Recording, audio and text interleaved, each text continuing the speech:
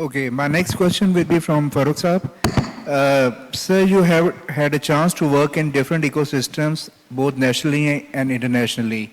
And as you know that the next big thing is AI ML.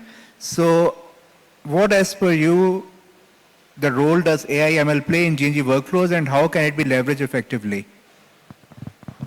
I think that it's a very interesting question to ask. If you put this model in offshore Pakistan, we have a lot of data, and you can use AI ML to do a fast interpretation, and then focus on a smaller prospect where you pick those things. I think AI ML is a tool which will run on the data sets you have. So first, I think what challenge we have is the right format of data sets, and then you train those AI ML models to get what you want. I think I'm inspired by a couple of regions. Middle East is one of them. They have said that they will invest about $200 billion in next 10 years on AI ML. I think the AI ML is a concept which means that you are focusing on a performance outcome. So it will reduce the cycle time, and it will give you more credibility based on you train data. So I think, in my opinion, if I want to apply these AI ML models, I will go rather offshore exploration, regional onshore exploration, and also on the production side as well. So if you can create the digital twins of your fields, then the AI model can be predictive models to operate your fields. Touching back to exploration side, I think that the importance of data, what we have, we need to understand. So sometimes we only do some basic interpretation and think that that's what data is. But I think what we are looking for is a geology. So the problem with us is that sometimes we only look at the reflectors rather than a geology. So the exploration offshore will be focused based on the play concept.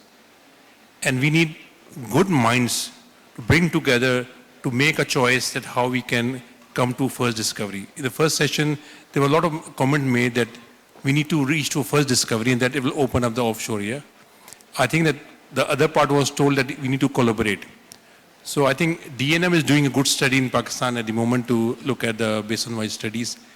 I think companies have to do the same thing and take the study to next step where, because companies invest in exploration, a lot of companies do studies and they're not investing. So the risk part is not there.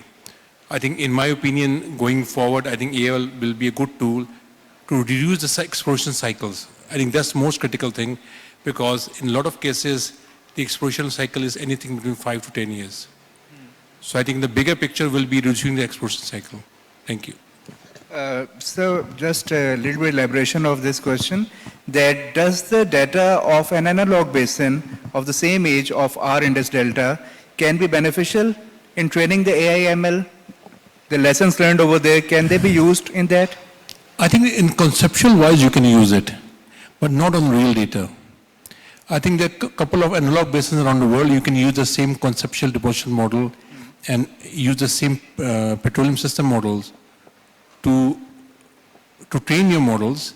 But I think that because there's no discovered volumes available, so to calibrate those models will be challenged. It's just like doing QI in the data sets where you need to have some data points to calibrate the presence of hydrocarbons and presence of other things.